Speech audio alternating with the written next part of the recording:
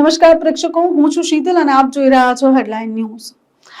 આજે સવારથી જ એક વિડીયો સોશિયલ મીડિયા પર ખૂબ વાયરલ થઈ રહ્યો છે। આ વિડીયોમાં રંગભેદના લઈને બે જૂથ વચ્ચે મારામારી થઈ રહી છે।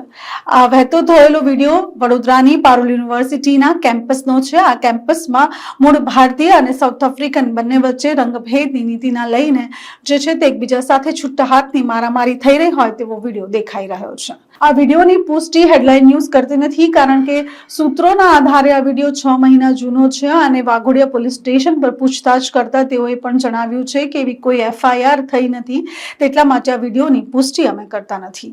પણ વાત એ છે કે જો હોસ્ટેલના કેમ્પસમાં આ રીતે છૂટા હાથની મારામારી થઈ રહી છે, કોલેજ પ્રશાસન છે તે શું કરી રહ્યું છે તે મોટી વાત છે।